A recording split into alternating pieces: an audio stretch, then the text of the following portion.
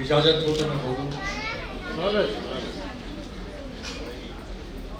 मंच पर उपस्थित मेरे बहुत ही आत्मीय मित्र, हालांकि ये साहित्यिक आयोजन है तो मुझे कहना चाहिए कि देश के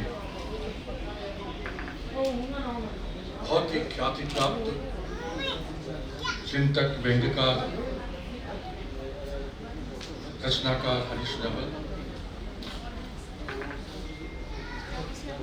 जो विदेशों तक प्रसिद्ध हैं, पूनम जी, राकेश पांडे जी मेरे दूसरे आत्मीय मित्र, इनके बारे में हरीश जी ने बहुत सही बताया।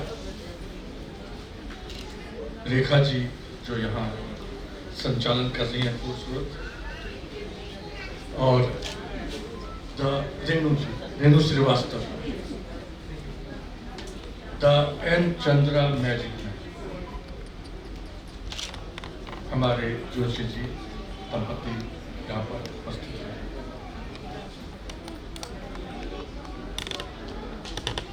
मैं सबसे पहले तो आभार व्यक्त करता हूं कि मुझे इतना अच्छा अवसर दिया है,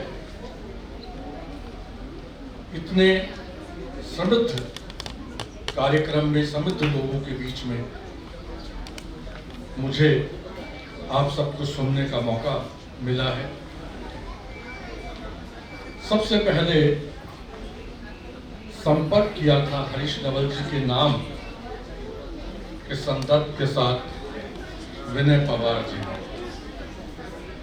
और उन्होंने हम इन दिनों आप जानते हैं जहाँ लक्ष्मी शंकर बैठे हैं, अलका बैठे हैं और तमाम लोग बैठे हैं कि वेबिनार का जो जमाना है उसमें हम लोग लगभग हर दूसरे दिन तीसरे दिन व्यस्त होते ही हैं। तो जब ये कहा गया तो क्योंकि नाम जुड़ा हुआ था हरीश नवल जी का, तो मैंने कहा ठीक है। और फिर मैंने थोड़ा सा, आजकल ऐसा ही है, बहुत सही कहा गया, ये जमाना अब संज्ञाओं का रह ही नहीं गया, विशेषणों का है। यहाँ कवि के साथ भी सच्चा कवि लगाने की आवश्यकता पड़ती है।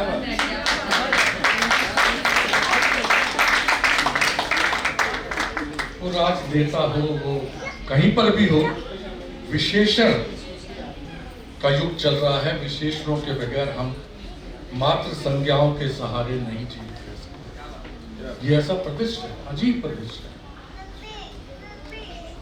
केवल साहित्य, केवल कवि कहने से बात ही नहीं बनती। तो ऐसे परिदृश्य में मुझे लगा कि जो मुझे विनय पवार कह रही है, ये सच्चा आयोजन है कि नहीं।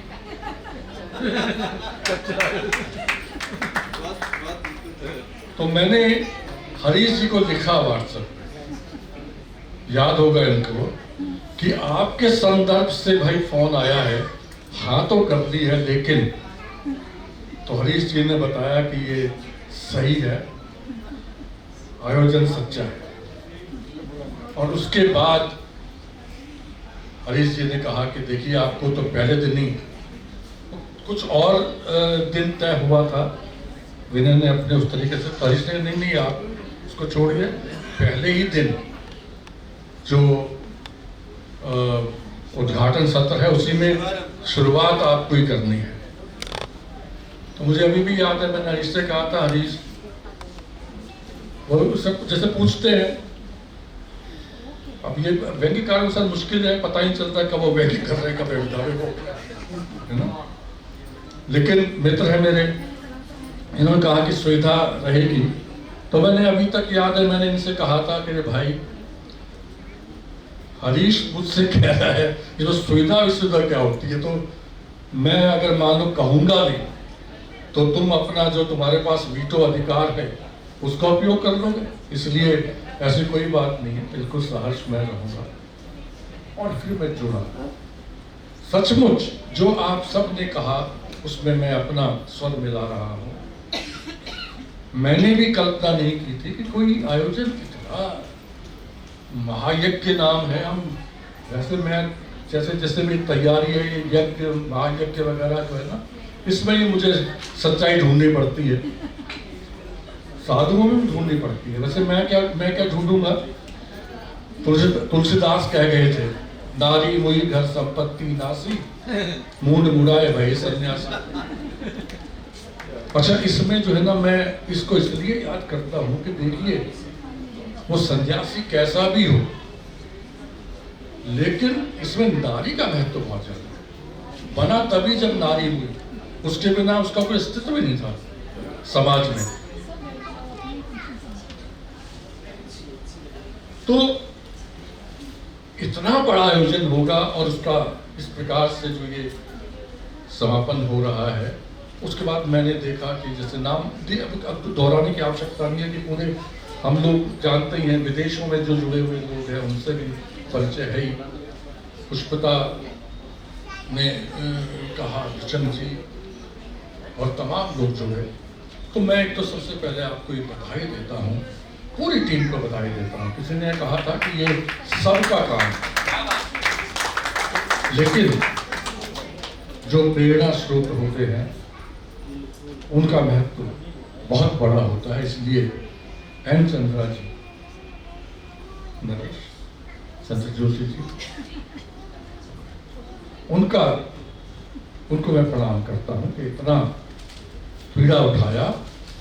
क्योंकि ये फिर मैं कहूं कि हमारा जो प्रतिष्ठा है वो तोड़ने वाला ज्यादा है, बांटने वाला ज्यादा है। और हमारा देश तो इसमें कमाल है, जाति के नाम पे तोड़वा लीजिए, जेंडर के नाम पे तोड़वा लीजिए, धर्म के नाम पे तोड़वा लीजिए, कितने। दो बातें हैं, साहित्य जो है वो वो चीज है जो तोड़ने वाली शक्तियों का सबसे ज्यादा प्रतिरोध करता है, वो जोड़ता है। और वही काम एन चंद्रा जी ने कहा है, जोड़ने का। तो इन्हें जोड़ा है। जिस जमाने में ये कहा जाता कविता पढ़ता कौन है, कविता सुनता कौन है, और बहुत तरीके से लक्ष्मी शंकर वाजपेयी जी बता भी गए कि कुछ लोग ये भी बहाना मानते, भाई जो सुनना चाहते हैं हम तो वो लिखते हैं। बहरहाल, लेकिन ऐसे वक्तों में जब कविता सुनता कौन है, तो पता चलता है कि पूरी दुनिया सुनती है। भाई आप प्लेटफॉर्म तो दीजिए अच्छा सा। एक बार नहीं सुनेंगे, दूसरी बार सुनेगा, किसी कोई और बताएगा तब सुनेगा।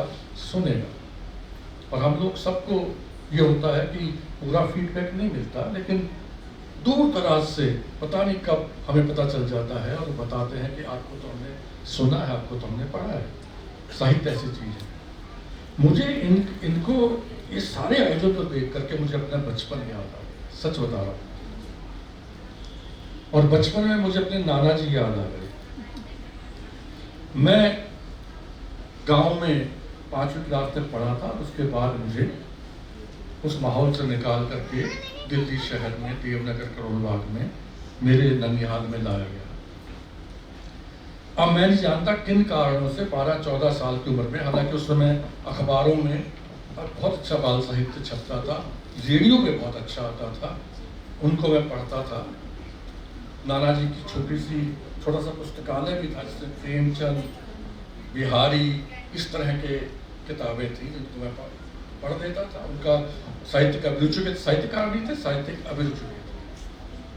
और करते कराते मुझसे जैसे तुकबंदियां होती है लिखी गई और एक कहानी लिखी गई।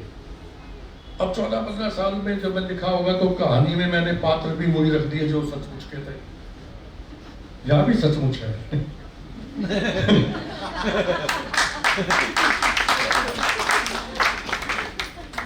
अब उसमें जैसे लड़की पात्र है तो वो लड़की सचमुच में उस मोहल्ले में रहती थी। तो मेरे जो 2 दोस्त बड़े अंतरंग दोस्त थे, ये अंतरंग दोस्त भी बड़े सच्चे होने चाहिए। अंतरंग दोस्त जो थे उनको मैंने जब कहा कि देखो मैंने ये लिखी है कहानी, तो उन हाथ से लिखा करते थे, चोरी छुपे लिखते थे, क्योंकि ये कहा जाता था घर पे पढ़ो, पढ़ने पर ज़्यादा जोर होता था। ये लिखने पर मतलब पढ़ाई संबंधी लिखना ठीक है, लेकिन ये लिखना तो समय बर्बाद माना जाता था। ये मैं जानबूझ के सुना रहा हूँ। वो कहानी जो है उन्होंने मेरी जो डायरी थी वो ले ली और उसके